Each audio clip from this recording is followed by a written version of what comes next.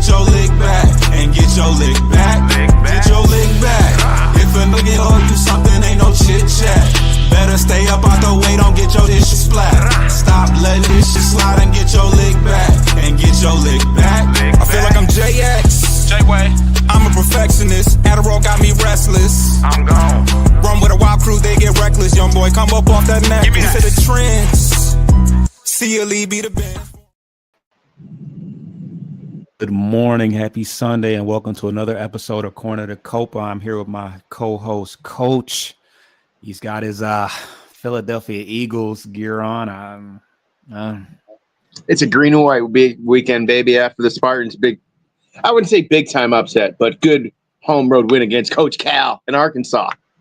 Yeah, okay, I respect that. Yeah, y'all hear the can popping in the background. But yeah, we are now into free agency. We are into the off season, and it gets real interesting and spicy around this time. But Coach, how you feeling right now? It's we spent a lot of weeks in the doom and gloom. It's starting to get to that point now. Like, okay, everyone's here. World Series is over. Rosters have been finalized for year end. It's time for the GMs to cook, and they got their winter meetings coming up. So I feel like it's a big next 6 weeks for the Tigers heading into Christmas. Yep, and we're going to talk about the rosters and who was, whose options were denied and all that type of stuff. But before we get into that, we did have some coaching changes that were made. What do you know, if anything, about these new guys coming in? Other than the name on the screen, I honestly don't know much about the new hires. Yeah, I mean, just don't F it up, I guess. I mean, I don't know what else to really say for that. So it's no names that I've recognized, certainly nothing with Detroit ties that I could think of off the top of my head. So feel like this is a real AJ hire, some guys that no one's heard of, and he's probably had tabs on. Right. Well, we were acknowledged for some of our accomplishments this year. I don't think the Cy Young has been announced yet, right? What are they waiting on? I think they do the big ones. They do it for their awards show ceremony, which isn't for, I don't know, another week or so. I have no idea when these baseball ones are. They're so obscure, but yeah, like Cy Young, MVP, all that. I think TBD in terms of formal announcement for a award show ceremony. For sure. But we did have Dylan Dingler won the Gold Glove, which, we knew that he had a pretty good year defensively. I wasn't quite sure if we would get the nod, but it's just nice to see that we are now being acknowledged as like a team that has upper echelon skills. Because in addition to that, Riley Green won the Silver Slugger Award, which I think is for his actual position in left field. And then Zach McKinstry won the Silver Slugger for utility players. So were you surprised? I mean, especially with the scrutiny that Riley Green went through, were you surprised that he won? And what are your thoughts on Zach? Well, I mean, the first half during the All-Star stretch of him and the other guys that started really well, I look at it in the second half too, and I feel like in terms for Riley Green in the left field across the league was fairly down for whatever reason. I didn't really see anyone else just absolutely tearing the cover off the ball. So with his early success and kind of ability to kind of pick it up a little bit near the end of the regular season, despite some of the slumps, I could see that, but good for him. I think, good year for home runs and RBIs from that silo alone. And it wasn't necessarily a fluke that the team won over 80 games because of that production from Riley Green. Yeah, I think it was pretty heavily weighed on the home run side of things because he did hit 36 home runs. But there was definitely some controversy regarding McKinstry as far as utility players are concerned. Now, the Yankees fan base definitely put their bid in for Ben Rice. What position does he? What he plays, catcher and first, or what positions does he play? I think you're right. He maybe even played a little Corner, outfield, I maybe. thought maybe left field for this year. But from what I understood, I thought Silver Slugger was based on purely batting average for your position or your slot, in this case, for utility. So Ben Rice actually had better other numbers other than batting average, which McKinstry did have, which was interesting to say the least. But yeah, it's what they have here. Yeah. Oh, he had McKinstry had a better WAR, more games played, but Ben Rice had more appearances, hits, home runs, RBIs. I mean, a slew of other numbers were better, except for batting average, which McKinstry at 259 and Rice 255. So at the end of the day, Right, that's kind of what it boils down to. So there's two for us and none for New York. Right. Oh well, Jazz won it for second. Oh, he did. I kind of like Jazz, so I mean, he had a decent year. Right. Yeah. And as much as the Yankees fans give him a hard time, it's like, what it's worth, Silver Slugger, like, hey. But and he had to deal with the fallout of being awkwardly remember when he got traded for last year, and Gleiber was like, "I'm not moving." He had to play 3 other positions on his own. Right. Yeah, that's why it was kind of funny. I was like, I don't even know what position he would actually win it for, because he played third. Yeah. I think he played everywhere. He played MLB The Show. He plays 7 positions, except for catcher and center. Or does he play center? No, he played in Florida. He played center for sure. He hasn't played center in New York, I don't believe, just out of necessity. He hasn't had to, but he could if need be. So, but good for Zach and good for those 2 guys. And I think you had a third one to the list as well, right? What, Silver Slugger? Or was it just the Gold Glove? The Gold Glove. Okay. Because Dylan's certainly not winning that catcher Silver Slugger over Cal Raleigh. That one's pretty much locked in. So, but Riley Green and McKinstry obviously, solidify guys that will, have their place in the 40-man roster. But what other moves were made to solidify where we're at the 40-man currently?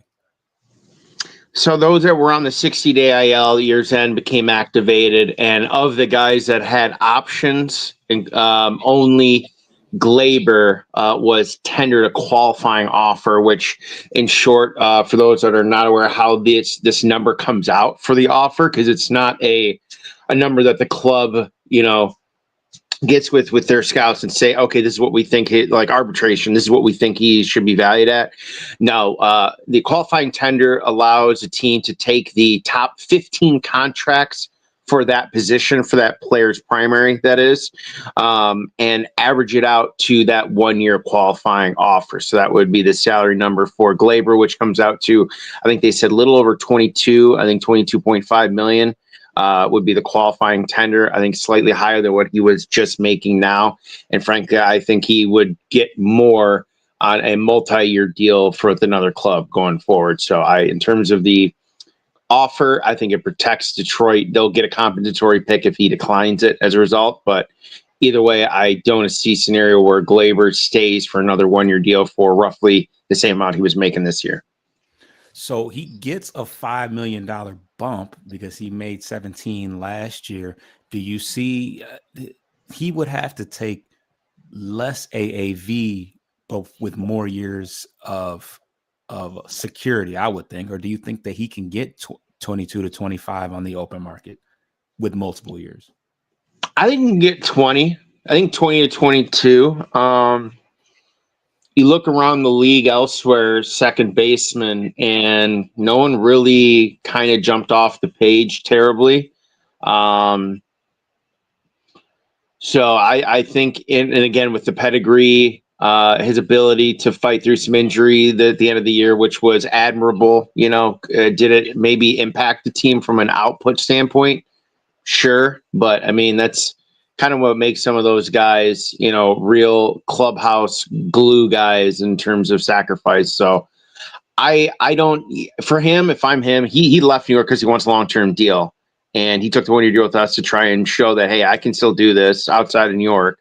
I don't see us entering that range beyond 1 year, but I can see a bigger market team, like a LA or Boston. Hey, we'll give you 2 years, 40, 3 years, 60, 65, maybe.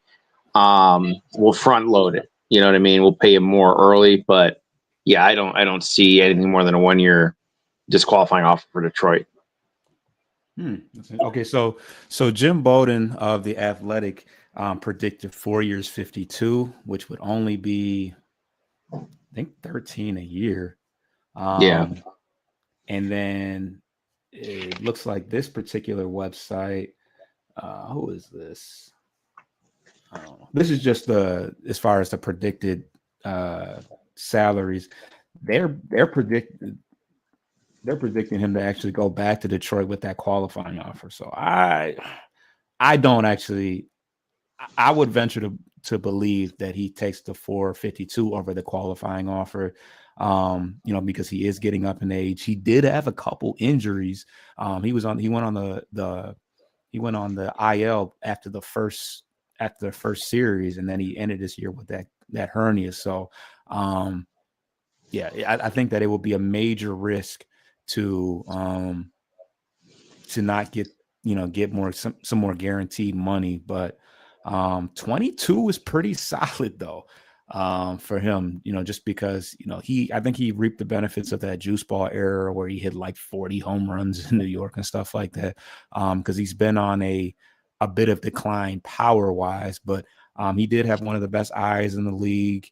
And he got, I think he had the highest on base percentage of anybody on the Tigers. So we'll see, but I don't know. I think that I think the only way he gets the deal he wants is if he goes to a team that's not, necessarily in a position to win, like a Nationals or Florida, who needs some veteran presence and stuff like that. But I don't know if the big market teams are going to be going after him personally. But he'd be a good addition to the lineup as far as on base is concerned. In addition to the fact for us that he's a righty. The fact for us that he's a righty, I feel like is the sticking point because we're still lefty dominant. Right. So yeah, I mean, I think that it kind of limits us. If he did take the qualifying offer, it does limit us in a sense that we do have some young infielders that we're trying to move up. But it would have to be a shorter term deal. No way that we give him 4 years or anything crazy like that. That would be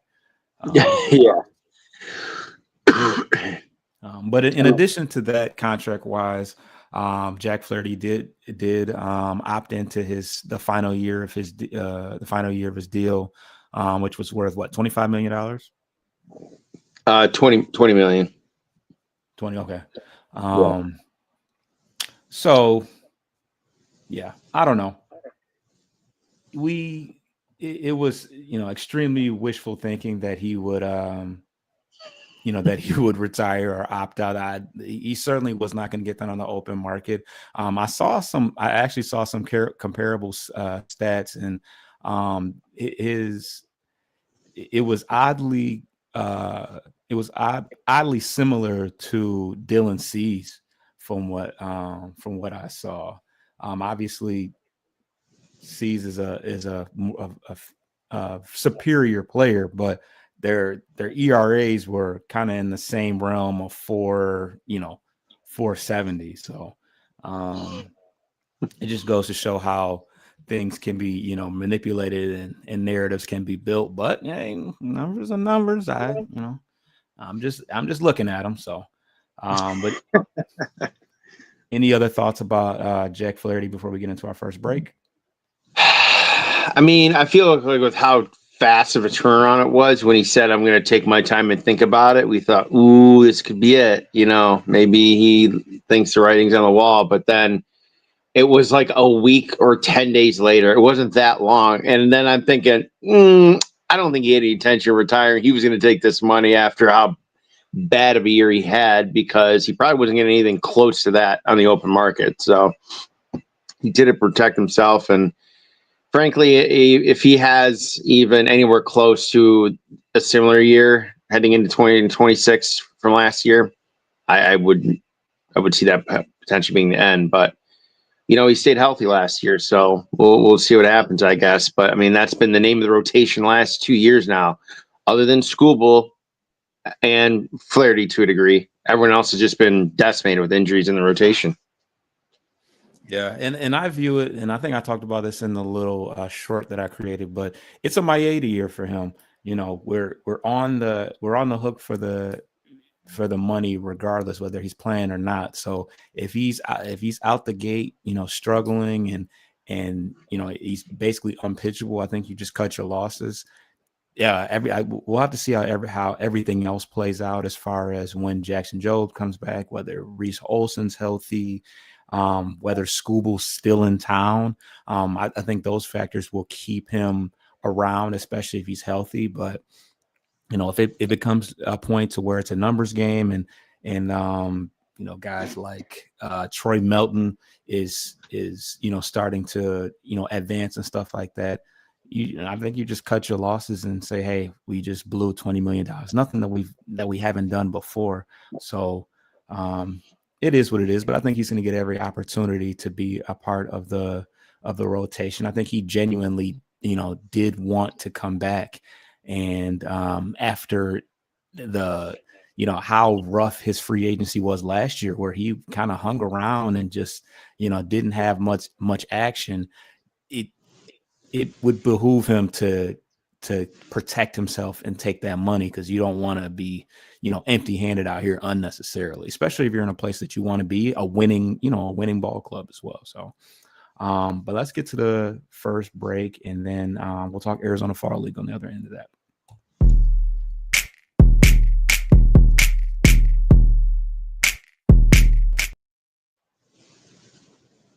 All right, so we've the Detroit Tigers sent 3 infielders to the Arizona Fall League and a number of other pitchers, but we have 2 representatives in the Arizona Fall League All-Star game, and that was Kevin McGonigal and Max Anderson. They both played third base this year, and they put up some pretty crazy numbers. I would have liked to see one of them be represented in the be representatives in the home run competition, but that's not really their game per se, and it's probably for the best, because those competitions tend to screw up the swings. But they put up some pretty gaudy power numbers. They were both top 3. Well, no, yeah, they were both top 3 in home runs. McGonigal ended up getting one final one in the last game, so he ended up with 5. Anderson had 4. They were both top 4 in the OPS scores, both above 1,200. And they both finished above top 4 in average as well, including Max Anderson, who finished with a 488 batting average. So nearly every other at bat he got, when he wasn't getting a walk, he was getting on base via hit, and a lot of extra bases to go along with that. So very exciting. I don't know, when did they already have the All-Star game? I couldn't find too much information about it. I know they did the home run contest, so maybe the game is like today or Monday or something like that. But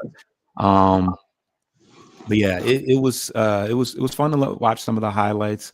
It's obviously a very quiet environment in at that ballpark. There's not a lot of fans, so it's dead quiet. The crack of the bat, and then like one person that's like, oh, like listen, because some of those hits are like, they just have a different sound to them. Like, you just know that they're gone. So it was fun to see them all kind of interact and to just kind of marvel at how talented some of these guys, because I think some of these guys were known within their organizations, but I think that some of these guys kind of got a lot more exposure, just from the Arizona Fall League coverage. But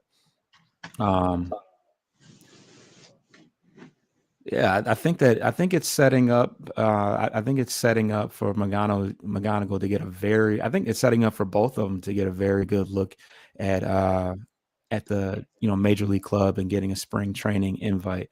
Do you, what are your thoughts? Do you put stock into the Arizona Fall League? It seems like it was very hitter friendly this year. There were some pretty gaudy numbers, but do you put much stock into what's going on over there? I feel like it's more of a benefit for hitters. I don't really think you see too many pitchers in the Arizona Fall League too much. I think Job went down there for us last year after the playoffs, but that was very limited. I feel like it's a bigger risk for pitchers to go down there because it's such a short season, unless it's guys that weren't drafted very highly, that's just looking to get some work. But mostly, I feel like it's position players, non-pitchers only that are going down there to get that extra work. Just see some more live ABs, some more live pitching, get some timing down. And it's kind of like a transitional part heading into the next season, even though it comes so fast off the heels of the current season. But no, it was good to see those guys knock it around a bit, especially McGonagall. But it's hard to say how much you're going to take that success or failure in the AFL and look at and try to project what they're going to do heading into, spring training and beyond in 2026. But, good production is always positive production. So, good for those guys and good for the exposure. And we all know McGonagall has been on the charts, scouting charts now for the last 4 months, so nothing new in terms of him surprising us anymore at this point, I feel like. Yeah, can't hurt to have more success. You obviously can't take it to the bank and say, "Oh yeah, this will automatically translate." But dominating at that level can only boost your confidence. But let's in the second half of the show, I want to get into free agency. Let's see here. Teaser into that real quick. I want to go back to Jack Flaherty real quick here. Yeah. Now that I feel like it's been a year and a half for the trade, a year and a half. Now that everything is pretty much settled, who do you think won, quote unquote, that trade as it stands today? I mean, I guess it depends on how much stock you put into what Jack Flaherty brought to the Dodgers, because I don't think they lost. They certainly didn't lose anything on Trey Sweeney. Trey Sweeney would have never probably made it to LA anyways. If they run Lorenzo, who's at the time was like 19, if he turns out to be something, I think you can definitely. I think it's 50-50, to be honest. The Dodgers win the World Series and the Tigers get us on the short term, got a shortstop to play, on their playoff run. If Lorenzo becomes an all-star, I think you can say, oh, well, I guess. But I mean, Freddie Freeman is a first baseman, and their catcher is Will Smith / whatever the young guy's name was. So I mean, I think that Lorenzo was a guy that was going to get traded anyways, just off of not needing him. So right. I guess in the short term you can say the Dodgers because they won the World Series. Yeah. Now, if the Tigers this year won the World Series and Jack Flaherty was a part of that, you could say, hey, dead even. But technically, they reap the immediate benefits in winning the World Series. So they won this year too without him. Right. Either one. Which goes to show how how impactful Jack Flaherty possibly was. Not any knock to him, but so I think it's win-win. Javi was out for the season, and Sweeney was our everyday shortstop, so that was a major necessity to us. So shortstop is a very premium position that you can't just throw anybody in there. So we ended up signing him back anyway, so there's that. Yeah. But so I got a couple guys pictured in the graphic as far as possible free agent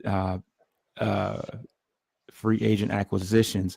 But the guy I wanted to actually start with is Bo Bichette.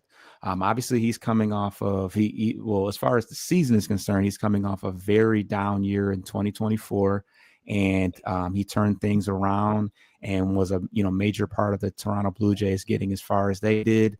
He was drafted by Toronto. He came into the league with Vladdy. Vladdy signed his extension, and now he's about to make a ton of money, possibly on the open market, but I think he expressed some interest in coming back to Detroit. Coming back to Toronto. So this is his opportunity to get the big bag. I see projections of 6, 7, 8 years. What are your thoughts on us going after him? And now a lot of the predictions I'm seeing, outside of Toronto, him just going back to Toronto, I'm seeing Detroit being a top candidate. How do you think he fits into the Detroit situation? Man, it's tough because he primarily, again, is in a position where we already have, if you're counting Gleiber right now as on the roster until he declines his qualifying offer, you've got 4 middle infielders on the roster already. You've got no room. And Bo Bichette just started learning in an emergency situation in the playoffs before the World Series, was trying to hurriedly take reps at third base, which is not his. He doesn't even play that normally at all. So although it's tempting, it creates another logjam doesn't create one. It's already adding on to a logjam of middle infielders. So, obviously I think we'll be fine saying Sweeney, bye-bye. Whatever happens with him, we're fine with, but it's not necessarily a position of need. We need a third baseman, an everyday third baseman, but it's certainly tempting considering his early year disdain with the organization went very public. I don't think it meant to be on the heels of Vladdy's extension, but it's interesting. I think they'll listen to some calls. I think Bo's run with the team kind of maybe shaped some of his feelings a little differently than he had at the beginning of the year, but I think the value could be a little bit lower considering he had been adamant about, I'm done, not resigning, I'm out, get me out of here. Yeah, I think the tricky thing is that he's currently a shortstop, but he's a terrible defensive shortstop. But his agent's obviously going to want to try to get shortstop money.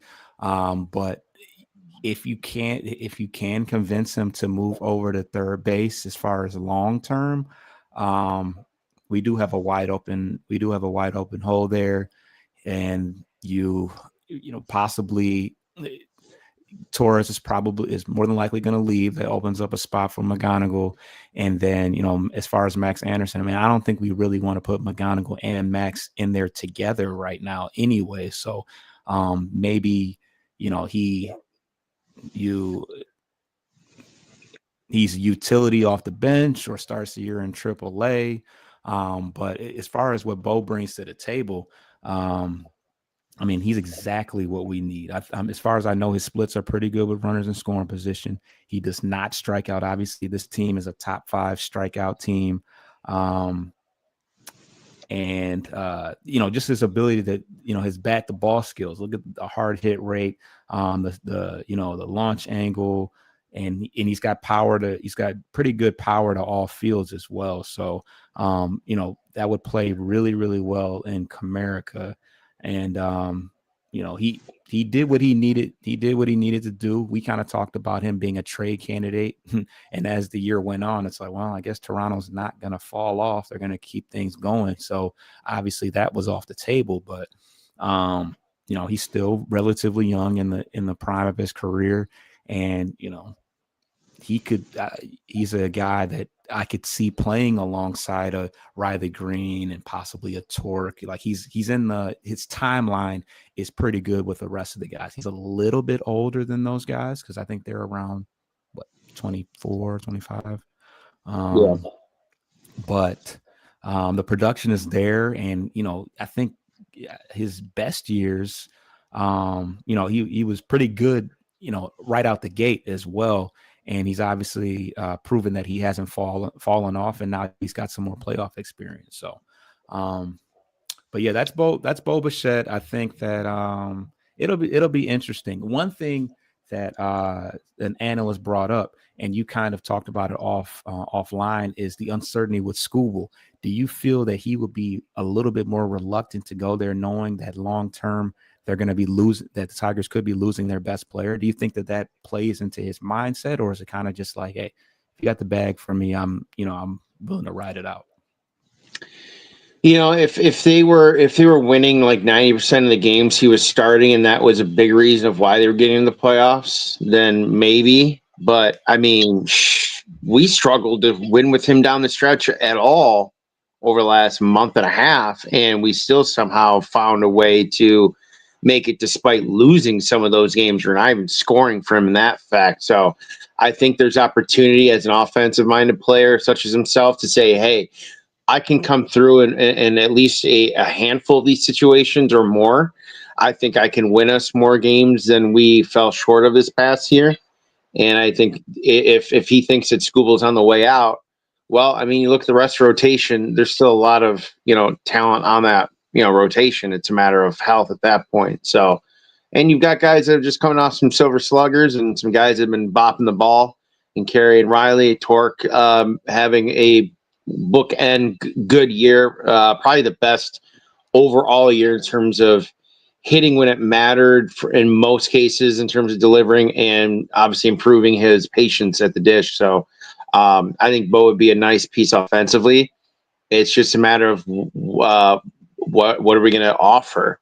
Are we going to be in the neighborhood of the range that he's looking for, or are we going to be more along the lines of, hey, you're not that great defensively. That's kind of not what we're paying you for. We're paying you to bring the bat. And if you do play well defensively, great. That's obviously a bonus for everyone. So definitely the hottest name in the last 2 weeks for sure, in a newer name, but we'll see.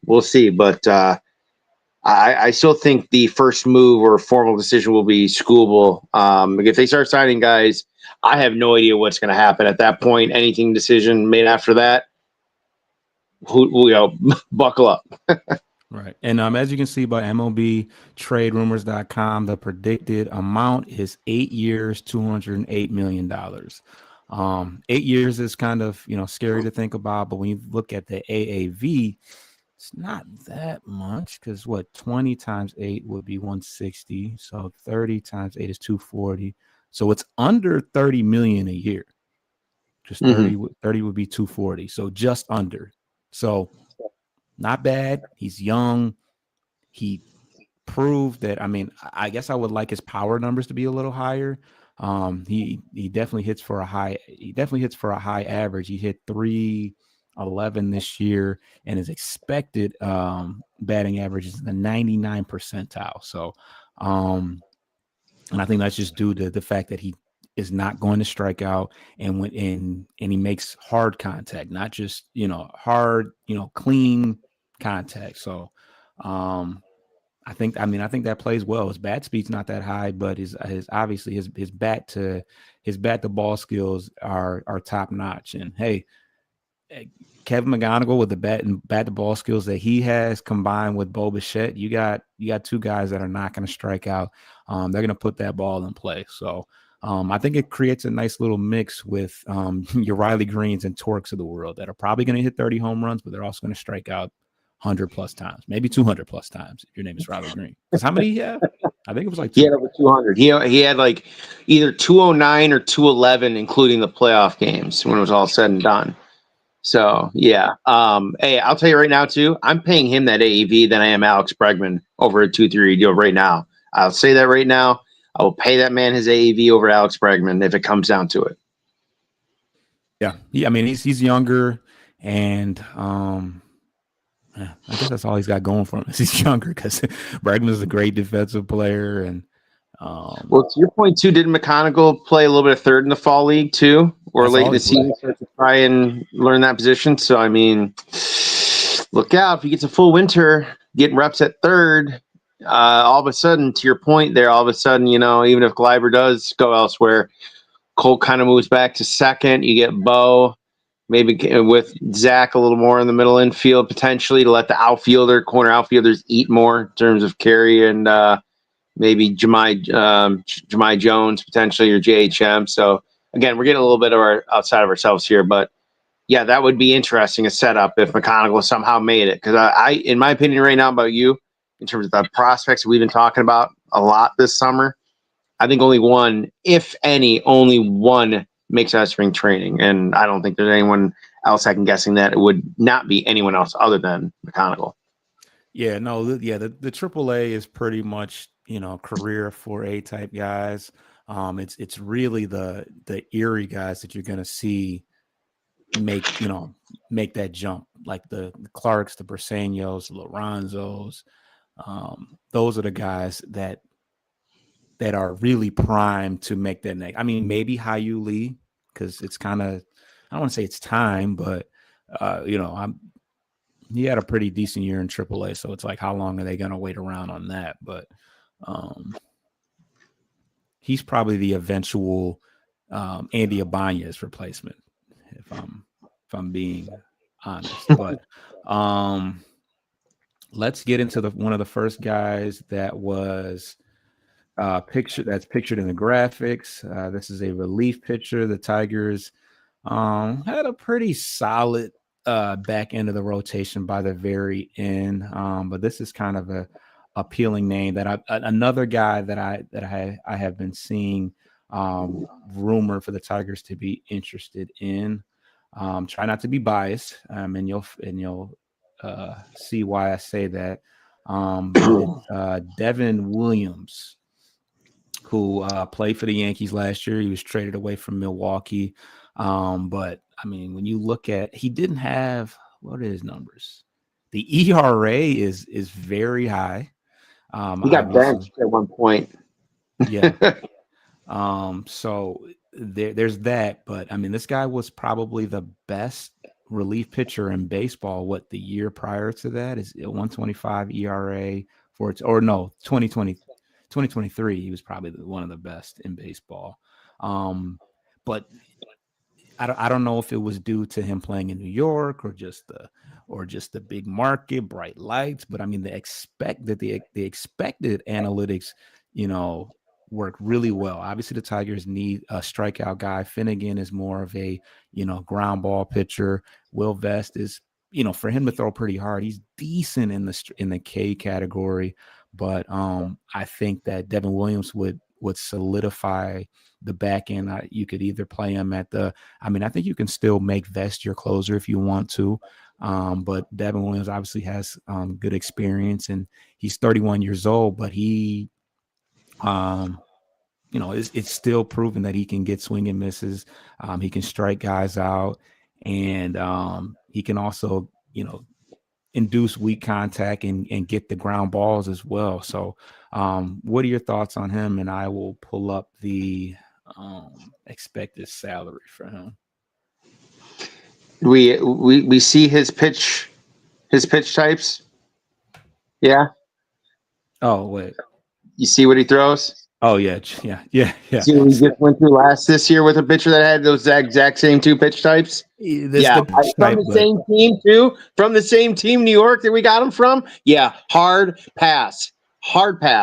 94 miles an hour is a BP fastball at major league levels. I'm not paying him whatever it's worth.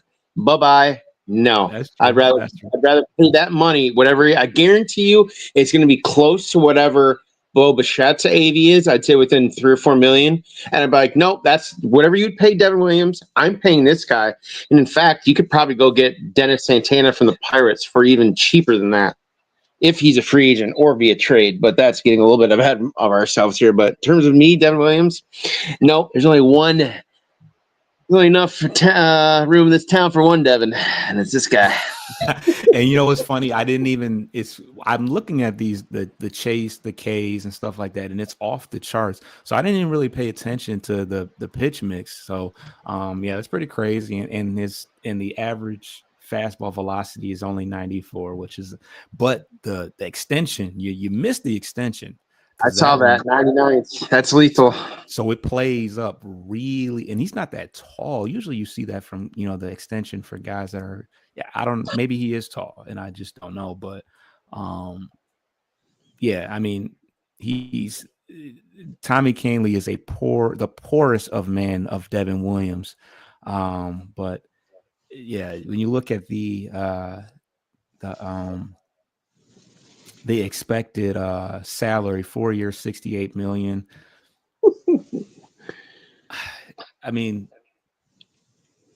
yeah, it's I don't. Yeah, he struggled in New York. And I don't, I really don't know why his ERA was creeping up on 5, but yeah. But so I don't know. I if it was a short-term deal, I could deal with that, but 4 years of it, it's kind of a scary thought. So I don't know. I feel like high-end relievers too in more recent years, even just a couple before COVID. I think a lot of them are going to 1 and 2 year big number. Like Craig Kimbrell is probably the best example. A guy's got saves out the wazoo. I think he's a top 15 saves guy all time now. Last 7 years, he's been on like multiple 1-year deals for various teams throughout each season. Like he'll play for 2-3 teams a year, collect $30 million over those teams, and somehow bounce around. But I haven't seen too many guys get locked down like that after they get out of their parent club's control years. Yeah. And he's a little bit older, but yeah, I don't know. It might just be the New York thing, honestly. Yeah, that's true. But yeah, I know it's a name that's going to command a lot of attention considering his past success. But I would not give. I mean, even more than 2 years, I'd be really susceptible, really nervous about giving him more than anything over 2 years. Maybe if you did like a club option or a mutual option for year 3, maybe. But I don't want to be tied that long term to a guy who literally just couldn't get it done with a team that had good offensive firepower behind him too. So.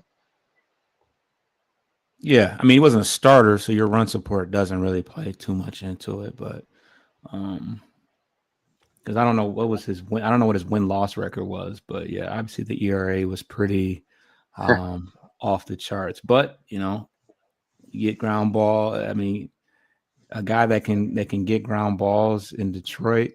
I mean, you don't really have to induce ground balls because it's a bigger stadium, so you're going to get a little bit of grace there. But hey, when you get that max extension, your fastball being 94 no longer makes as big of a difference. And you can see that by the whiff and chase. It's not like he's got a nasty slider or a sweep or anything like that. He's getting all this chase with just a simple changeup, like Scooble. Let's take our last break and then we'll discuss a couple more guys and get up out of here.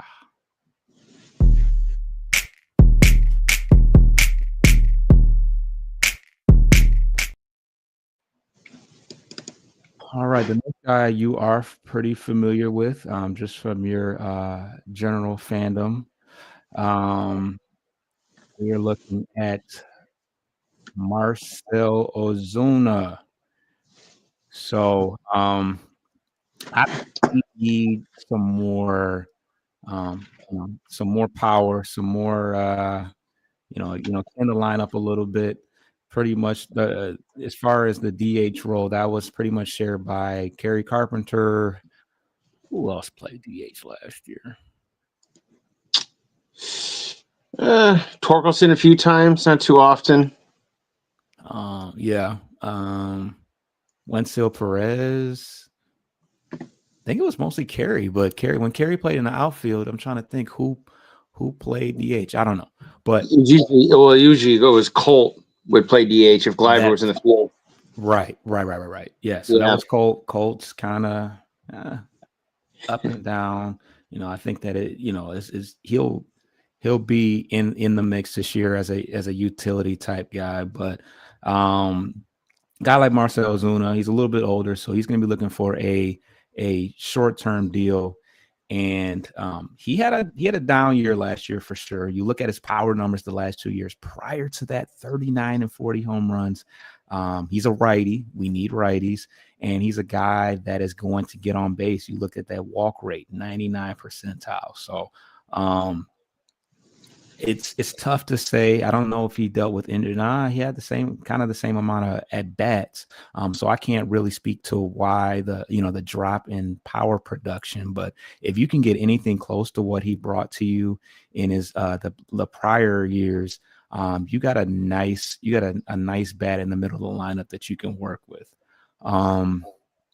What are your thoughts? He came back from suspension because he was arrested on SA charges, so that's why he's missing a chunk. But those charges ended up being dismissed or dropped. So we got a late start to the season. In addition to the fact of Acuna not starting or playing until I think June when he came back from his second ACL, and the Braves at that point were already behind the 8 ball with too many injuries. So Marcell came in kind of a third of the way through the year.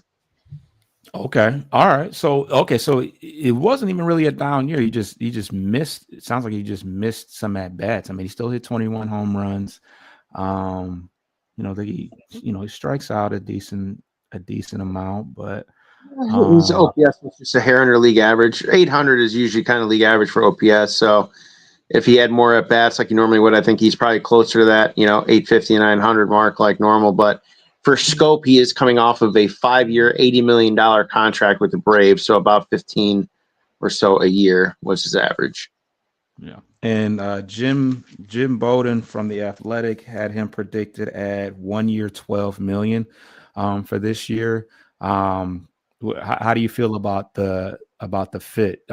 Keeping in mind that he doesn't play, he's strictly DH, correct? Yeah, pretty much. Yeah. It would be in a spot where they could do that in the DH spot, and then you could still pinch hit platoon if you wanted to with JHM and Jahmai Jones coming off the bench. Those are your first right-hand replacements if you were to go, if he gets pinch hit for a lefty, would depend on whether it's Carey or whoever it is coming off the bench pinch hit for, and then they turn around and they get another righty in there if that's the way they go with it. But he's got that veteran presence. I mean, he fits the age range for Scott Harris, older veteran guy near the twilight of his career, kind of. But he's still producing some solid numbers. Look at that. It was 100. It's 100 home runs in the last 3 years on the nose. So, and this is all this is north of 30. Yeah, and and briefly we look at it, and some of the MVP guys, Shohei Ohtani is not that young, and good guys like Alonso and Schwarber and all these other guys are over 30 years old. So maybe for some reason, somehow these guys after their prime 20s are, somehow turning on their 30s. But it would be an interesting piece for sure. Am I totally dead set on it? I think it would be a nice plan B, if you will. I'm still kind of interested to see what happens at third base. I think that kind of dictates it, but I would say a good value piece potentially to target right-handed power bat. So, I mean, look at the spray chart here. I mean, as far as Comerica, when he's on, he's nasty. Yeah. Now he's limited to more dead. It seems like he's more dead pull now.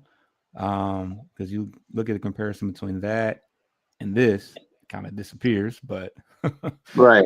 Go to 23. I'm pretty sure that was the year they won the World Series in Atlanta. If they've got the year 2023 up for this is 23. Yeah, 40 home runs that year. Look at those expected batting. I mean, he had to have been one of the best hitters in baseball. Like, that's crazy. That's nuts. Yeah, 40 dingers. That team was nasty. I think he'd be a good fit. I think he'd be a good fit here in Detroit. I just think that Scott Harris doesn't like guys that can't play defense anymore. I mean, granted, and I think that's evident because of guy, not so much Jahmai Jones, but you like Malloy. He doesn't really have a position, and well, he's a little different because of his injuries through his minor league career. You know what I mean? You talking about Malloy? Yeah, I mean, he destroyed his shoulder, right? Didn't he get hurt? And that's why he's not as nearly effective as an outfielder from a defensive standpoint, just because he can't throw as well anymore. Yeah, no, and that probably, I believe that is the case. But they will treat you as such, given that knowledge, just because I don't know, they like that flexibility and you being able to, like Javi Baez, like, all right, we'll just move him to center field for this, the rest of the game. Like, you don't have that flexibility with Marcell Ozuna. So I don't know. I love the bat. I love the fact that he gets on base. When you look at the walk rate, not so much in this one, but in 2025, it was 99 percentile. So, yeah, I mean, I think that it's just an appealing bat to have in your lineup, and there doesn't seem to be a Oh yeah, he did have way less at bats. He just had more walks. I was looking at the plate appearances, but yeah, as far as at bats, yeah, 487 to 606. So, yeah, that's part of it. And obviously I'm sure it's after accusations like that, mentally you're probably not in the right place once you get back out there. So, there's that. But I'm about to pull up one of my favorite potential ones. I don't know how you feel about it, but we'll get into it. I already know who you're going with, because we definitely talked about him at the trade deadline too, briefly. Nah, well, maybe not. Well, did we talk about Trent Grisham? Oh, I'm thinking of a different former Padre. Never mind. I'm thinking of a different former Padre. Oh, you're talking about. I don't know what you're talking about, but so yeah, Trent Grisham. So he is a former Gold Glover. I want to say he was a Gold Glover in San Diego. He played in New York last year as a center fielder, and he was our leadoff hitter. That's one player. That's one aspect of the game that we don't really have. He's not a speedster, but he gets on base a lot, and he had an amazing year power wise. He hit 34 home runs in New York. The one concerning thing is the defense is kind of fallen off the map to go from a Gold Glover in San Diego. Granted, you get older, but New York is a much smaller ballpark, so you got a lot less ground to cover. Obviously, Comerica has a lot of ground to cover, but look at the outs above average in 2023. Which I think he won it in 2022. So yeah, look at that, 16 outs above average. I don't know how these things happen, but obviously he didn't play much in 2024, and then this year -2 outs above average. But another guy, you put an on-base guy at the top of the lineup.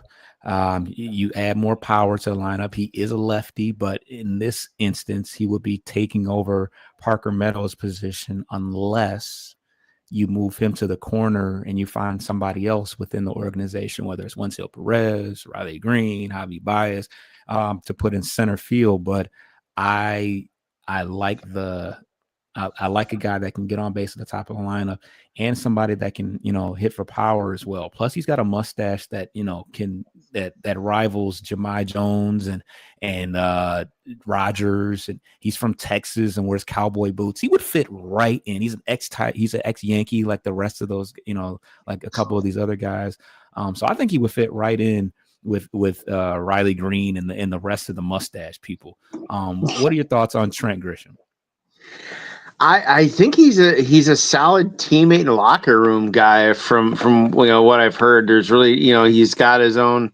I think the mustache is his way of trying to have a little bit of personality while still being in the pinstripe jail cell uniform of their strict grooming policies there. But unfortunately I just don't see enough. And considering how much he might command, I would rather not overpay someone who does not have the defensive capability so much anymore. And for a guy that can't steal bases apparently anymore, but has a good walk rate, I mean, okay, we may as well pay Gleiber half the money that Trent would get and put him at the top of the lineup, just get on base, or Torkelson for that matter. I mean, He's if we're hitting talking 34 like home runs though, too. walk, I mean, from a walk rate standpoint, those were some of the higher guys we had in the team this past year. So, while that's I think personally for me, I think it's a very important dynamic to try and look for when they're looking at free agency this year to balance some of that high chase and high K rate that we've talked to death about over the last, even really going back to last year too. They were even a still pretty high chase team last year, more so this year. But I don't see replacing a leaking player with a guy who's essentially just older. And, we just went through this with Glaber last year, and his numbers at Yankee Stadium when we got, we kind of a blue chew pill over it and had a little bit of a man crush on Glaber. I for that, I think I pass. I let Parker stay there. You've already got two corner legitimate outfielders in Carey and Riley helping. And frankly, Parker's defense is something you just cannot teach. It's an innate ability. I know Trent's a former Gold Glover. I'm not saying that he's a terrible defender for his career. He's not. Obviously, he was very good to start his career, but he's going to be what? He's 29. He'll be 30 at some point next year. I don't see too much more advantage over what Parker is at a much younger age, at a much cheaper dollar amount, and more control, frankly. Offensively. I mean, okay. Look at everyone else on the team that hit fairly well this year, except for him. It's not like this team struggled because he couldn't hit. Their ceiling was a little lower because he struggled after his first probably 2 weeks back. He had that little hot stretch for about 2 weeks or so, and then he just kind of slowly cooled off. But I still think his base running, his ability to steal bases, and frankly, gotta get on base. I mean, we talk about that. I'll say this. The frustration with Parker this year and the reaction to just cut him, trade him, send him down immediately through the year. Like, okay, Riley's striking out over 200 times a year. He's setting the franchise record, and he doesn't care. Like, we can't have – we need to hold the players to the same accountability level. You're comparing the struggles of Riley Green to Parker Meadows? It's one aspect. Riley's won a Gold Glove, but I don't think there's that many great left fielders. And I think Parker's probably one of the best defensive center fielder out there, but he gets no love because everyone hates on his inability to hit right now. I don't know. But in this comparison of this 1-to-1, Parker to Trent, I think Parker is younger, does more. He has more tools. And Trent's, in the twilight. He's going to be on the downside of his career here. Second, he leaves New York. Those numbers from 23 and 2024, that's going to be more along the line to what we'll see out of him. Unless he stays in New York, but I don't see them paying him for, at that gaudy numbers. No, I think that, they got Jason Dominguez, they got Spencer Jones. I think the only thing that keeps him in town is the fact that they're going to be losing Cody Bellinger, but that was fun. They are expected to lose him though. Yeah. I'm just saying that they're gonna need some production out there from somebody. And it just depends on how convinced they are that Dominguez is ready to make that next. Well, they already have Judge, so I mean there's that. But okay. All right. So and then the projected salary from Jim Bowden is 2 years, $30 million, which isn't bad. No, it's not bad at all. But let's see what MLB trade rumor says. 4 years, $66 million. So that's what? A little less AAV for a few more years. Yeah. Yes. Yeah. It's around 12 a year for 4 years. And I think your 2 years, 30 was 15. So 12 to 15 seems to be the consensus. Yeah. So I think it's gonna come down to if he tries to, because like you said, he's got one great year of production. So it's gonna come down to, are people willing to give him the extra years, thinking that those projections will age well? I think that if you can get him on a shorter term deal with a higher AAV, it's not a bad deal for the Tigers. They know Max Clark is on his way up the pipeline. You can move Trent, you can move him around to the corner or trade him. But yeah, if he's interested in 4 years, it makes zero sense. So that's that. All right, who's the last guy we got? Oh, okay. No, he went through everybody on the that's everybody on the So touch on the 40 man. Yeah. What did you want to what you want to talk about as far as that's concerned?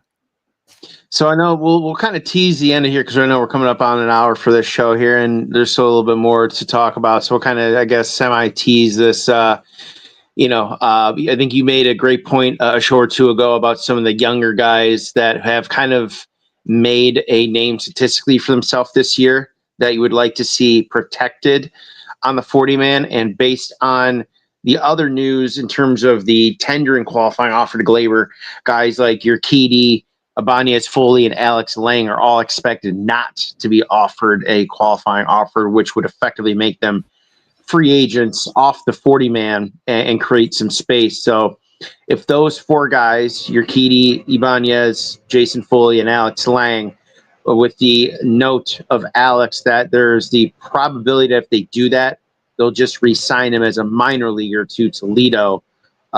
It seems to be the mutual speculated understanding if that were to happen with Alex Lang. But so they're going to have to release some guys, to keep some spots open, and they're going to have to keep a spot open if we are convinced that a prospect that is down, double A or lower, will make the roster out of spring training.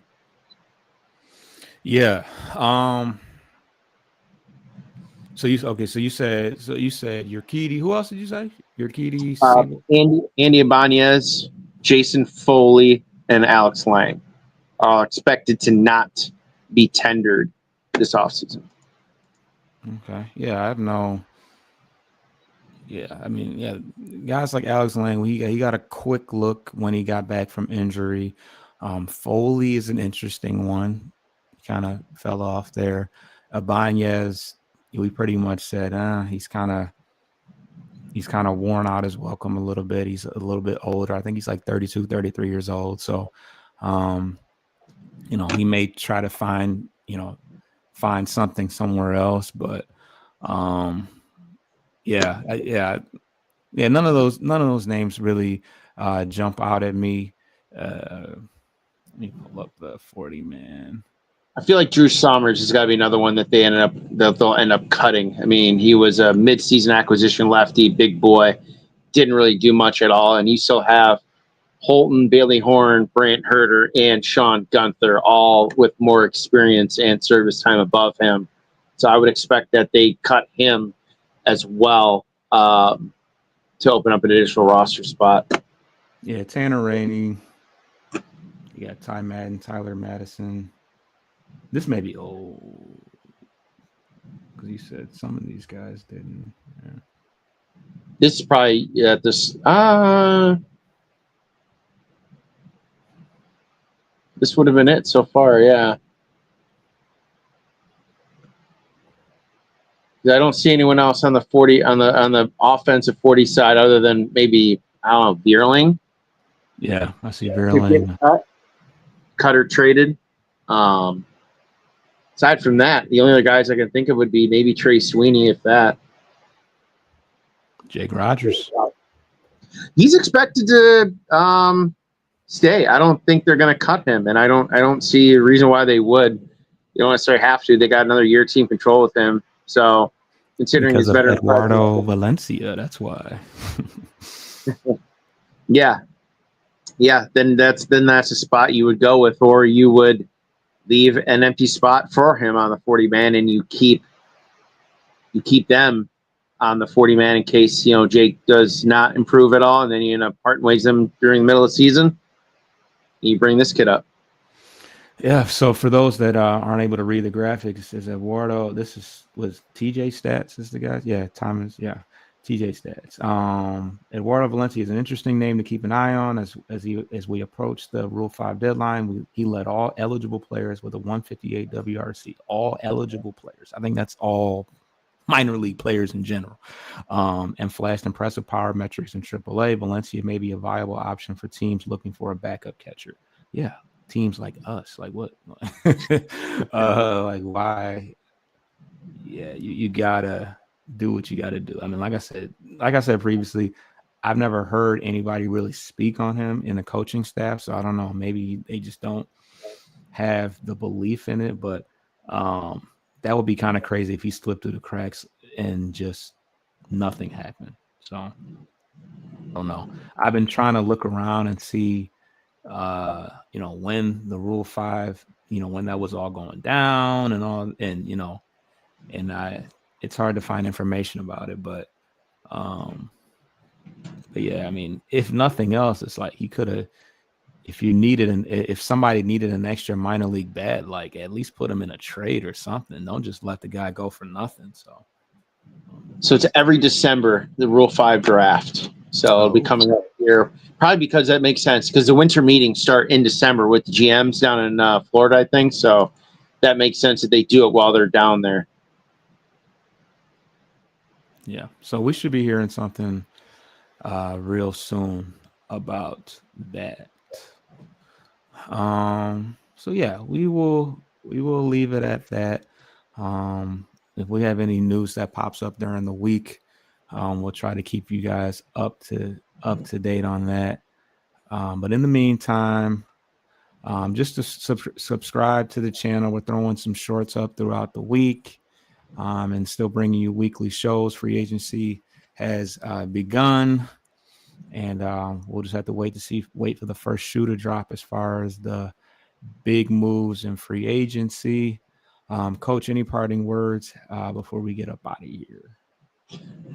Man, this is gonna be interesting off season for Tiger fans. I think we have we're in a weird spot. I feel like we have a lot to gain, but I think with a couple moves that could be potentially misplayed, we also have potential to have a big fallout too. So I think we're going to be among the most talked about teams to not name the Dodgers, purely because of Scooble and what this team contains, and frankly how still kind of weak this division is. So it sets up for Detroit for a potential run here in the next 2-3 years and beyond. But we'll see. A lot up in the air, and it's going to have far-reaching effects. Absolutely. So please subscribe to the channel so you will get notifications with any updates. And we will see you next week sometime. Spend money, Chris. Spend money. Get your lick back. If a nugget gon' do something, ain't no chit chat. Better stay up out the way, don't get your shit splat. Stop letting shit slip.